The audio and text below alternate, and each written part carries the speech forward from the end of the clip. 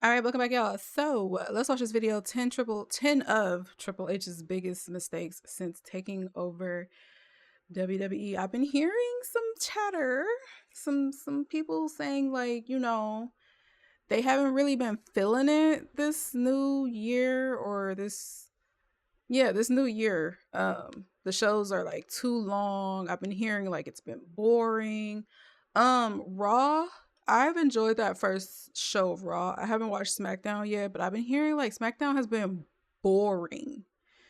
I don't want to watch anything, especially like 3 hours long of just straight up boring content. That's a lot of time. So to hear that is like, damn, what happened? Because we were all hyped up in the beginning of the year. Like, this is finna be the year. Like, it's about to be crazy. And so far, I've been hearing people have been disappointed. Now, it is the start of the year. So maybe, hopefully, it'll pick up over time. But still, that's 3 hours. Nobody wants to sit through that. But we're going to watch this video. 10 of Triple H's biggest mistakes since taking over WWE. Be sure to subscribe and hit that notification bell for daily wrestling videos, and follow us on Facebook for exclusive lists. Also check out our new videos on WrestleMania XL.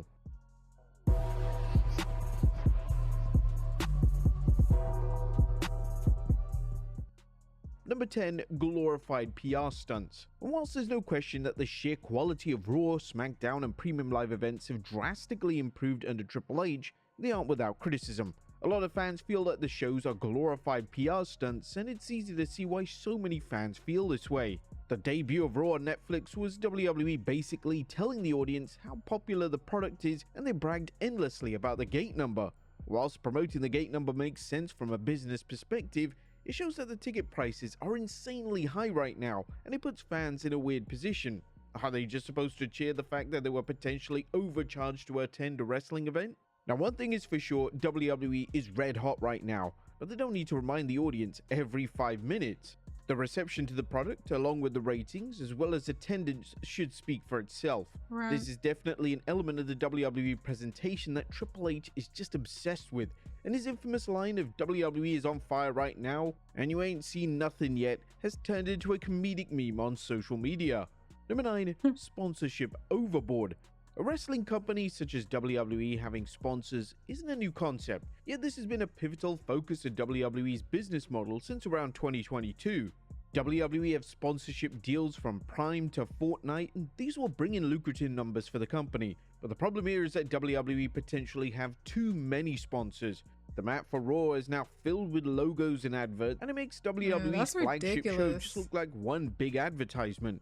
Now, this may not even be a Triple H call. All these calls could likely go above his head. But WWE are definitely leaning towards a more UFC style of branding and marketing, and this is only likely to increase as the months and years go on. WWE even have a deal with Hulk Hogan's new beer company, and to promote this, they even had Hogan appear on the debut episode of Raw on Netflix. And naturally, due to Hogan's rotten reputation, he was booed out of the building. This resulted in mainstream news outlets picking up the story, and it vastly overshadowed the Netflix premiere. It was ultimately a terrible creative call that Triple H and WWE should have had the foresight to see coming. Number 8, The Wyatt 6. The Wyatt 6 debuted on WWE TV in the summer of 2024. WWE hit a home run with their debut. The group had an instant aura surrounding them, and the faction annihilating WWE staff members backstage was completely unique. Unfortunately, this was the standout moment of the group's run so far, as since then, the group has been presented as a special attraction and they barely appear on television. It's evident that Triple H believes that keeping the group as special attractions will give them worth, yet the stories that the group have been involved in haven't exactly been fan favorites. The game has had a tough time striking the balance between the supernatural elements and their real-life stories. The latter of the two has been a definite triumph. However, in recent months, it looks like Triple H has moved away from this. The stable remains over with the audience, so it's not a total bust. However, the game needs to reevaluate the direction of the group and focus on a compelling angle that will at least help get the motivations and characters of the group across to the audience. Number 7. Yeah, because don't start something, get us all like into it, all hyped up. Because the way they premiered or the way they, showed up, that was really good. I like what they did with the tapes and stuff like that.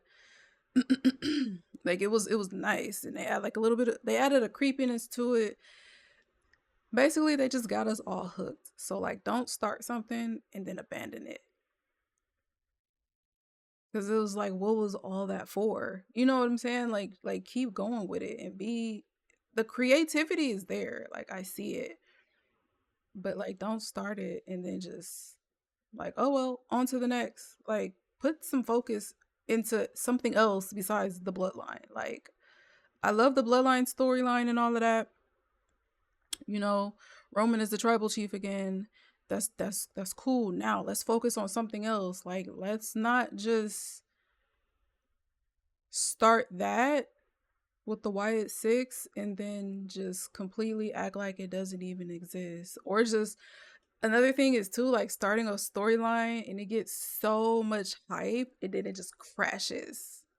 Like just keep that creativity, please, because we don't want to like it, and then y'all like present it so badly to the point where we hate it. That's another thing too. Like don't do that, please don't do that. Pointless re-signings. When Triple H took over WWE Creative, one of his first aims was to rehire a lot of his favorite names that had been released under Vince McMahon's tenure. And this was the right call, as most of the names didn't receive an opportunity to show their skills on the main roster. And to his credit, the game has booked certain names incredibly well. Names such as Chelsea Green, Nia Jax, even Bronson Reed have all had acclaimed second runs in the company, yet the same couldn't be said for everyone. Triple H brought back names such as Hit Row and Tegan Knox, and they did nothing whatsoever with them. The game basically brought them back into the mix with no creative plan in place. That's what I'm And saying. this was the exact criticism that fans used toward McMahon when it came to NXT call-ups. When anyone is signed or re-signed to the company, there should be a plan in place before they appear on television. Without this, they'll lack direction, and the on and off again appearances on TV. It's like your favorite show or a show that you like or whatever. You watching it, you into it, and then it just get canceled out of nowhere. Like, dude, the show was doing pretty good, at least in my eyes. It seemed like it was doing good, and then they just cancel it because of funding or I don't know. But like, don't do that. Don't get people like into it. You know, these people have fans and they want to see whatever how shit plays out or whatever, and then the show just gets canceled.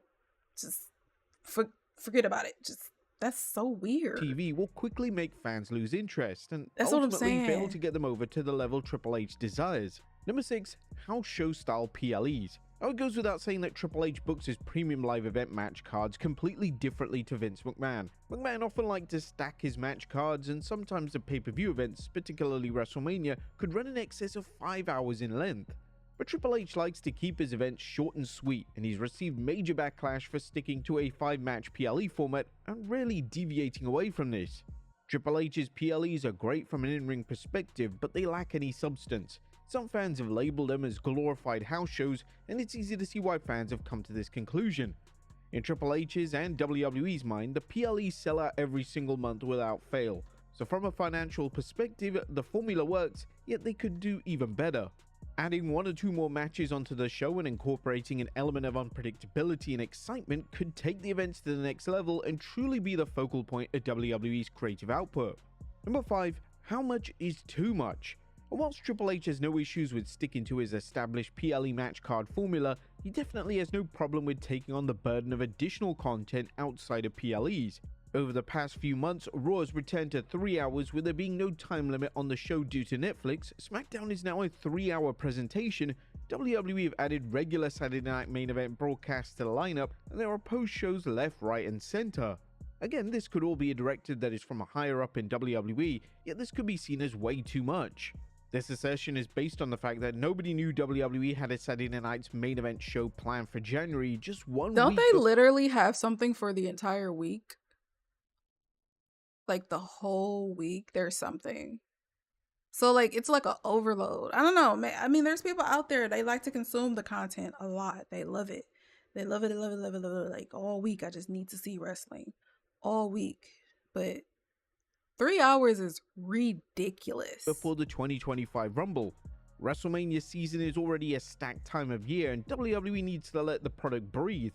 Fans can only consume so much, and maybe putting a little extra content into the PLEs instead of random sporadic shows could be a great step forward in 2025.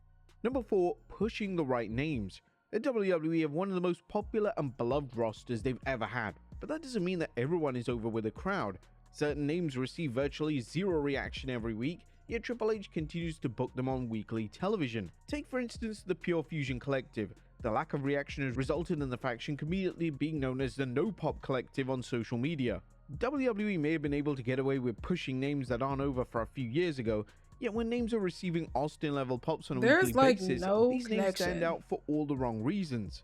Triple H also received a lot of criticism in regards to the Netflix Raw debut, leaving out key popular players on the Raw roster, including World Heavyweight Champion Gunther not even having a match, even though they're receiving major pops on a weekly basis. But Triple H had something to say about this during an episode on the press box, saying, "I've had the same conversation with 100 people about this first episode of Netflix. I said, guys, it's one show. We're gonna try to, touch on a lot of people. There's only so much real estate within the show. You're not going to be on that show. Maybe you'll be on the second one. Maybe you'll be on the third one. Like you're going to be on these shows. We can't put all 200 talent or whatever we have on one show. It's just not going to work, but it's how they should feel. It's how I would feel if I was talent." Now some are not buying this, as the many legends who appeared like The Undertaker and Hulk Hogan, they took up precious time from a match that could have involved a World Heavyweight Champion Gunther. Number 3. Flop Gable. In 2024, it was confirmed that Chad Gable had re-signed with WWE. Yeah, because that thing with this was delightful. The thing with Undertaker was like a little weird. Like, okay, he's giving her flowers and all that, but that still was weird. Like that whole thing when he rode around the ring on his bike. I was like, okay, that's a lot. And it didn't even do nothing. Like, what was all that for real? So yeah. And then the Hulk was just was pointless. Full news is Gable had been delivering incredible work alongside Otis. It was funny as his fuck. Matches with Gunther resulted in a number of classic bouts. Fans hope that Gable will be able to finish his story and finally defeat Gunther to become Intercontinental Champion at WrestleMania 40. However, Triple H decided to go in the direction of Sami Zayn being the one to dethrone Gunther. Triple H will then embark on a heel turn for Gable, and whilst the character work for Gable has been great, he's mainly been used to put over other talent, which has become increasingly frustrating. Whilst this can be a good spot to be in, was this really what Gable expected when he re-signed with the company? But Triple H has also failed to deliver the hype Gable vs Otis feud, and he's proceeded to tease it for months on end, only to decide to deliver the match in late December after both men had already moved on. Hopefully Gable soon finds himself rewarded for his work, and Gable is certainly a name that has the capabilities to be propelled into a main event role if he's given the opportunity. Number 2. The tag team titles. One of the main things that fans wanted to see when Triple H took over creative was a focus placed on tag team wrestling, specifically the WWE tag titles. When Vince McMahon had creative power in WWE, he had a love-hate relationship with tag team wrestling. McMahon would put focus on the division for a few months, then lose interest completely. This has been a similar approach that's been taken by the game, as since WrestleMania 40, the tag titles on both brands hadn't been featured on a single premium live event. This is a shocking statistic, and it highlights what Triple H truly thinks of the tag team titles. The presentation of the tag titles over on SmackDown hasn't been appalling, as DIY and the Motor City Machine Guns have been standouts. However, the same couldn't be said for Raw. The tag titles that are currently on Raw are classed as the most worthless titles in the company, and it was heavily criticized that the Judgment Day barely defended the titles during their reign of terror. In fact, out of all the days that they were champion, they only made 2 defenses. Tag team wrestling can be a great addition to any card, and putting resources and effort into making their titles mean something would certainly be a welcome step forward for the game. And number 1, call it a day. I agree with that. A long-term storytelling is sometimes vital in major stories getting over in pro wrestling. It does need... For Triple H, the titles do need like some good heat behind them, and they really haven't been doing much with that. So I agree with that. He views long-term storytelling as the number 1 storytelling device available to him. The game loves to tell a story over a period of months or years, and this was a far cry from the approach that McMahon would take, as he would often try to wrap things up as quickly as possible, even at times not even ending them at all. While certain long-term storylines under the Triple H era, notably the Bloodline saga and Cody Rhodes' story, have been expertly crafted, some long-term stories have really fallen flat. The Liv Morgan vs Rhea Ripley rivalry dragged on for months with lazy storytelling and lousy matches, and this resulted in the fans urging for Triple H to wrap up the feud and just move on. In fact, Wrap the it feud up. was initially set to culminate at WrestleMania 41, which would have meant that the game decided to keep the feud running for an entire year. Triple H without question has a habit of not knowing when to change things up, and this could be detrimental in the future, as it's vital that Triple H acknowledges how fans are feeling and adapt accordingly. But there you have it, folks, 10 of Triple H's biggest mistakes since taking over WWE. Do you guys agree with them? Let us know in the comments down below, and All I'll right, see you you next time with guys. That is going to do it for this reaction. Make sure to leave some likes and comments down below. Let me know what you guys think, and I will see you next one. Toodles.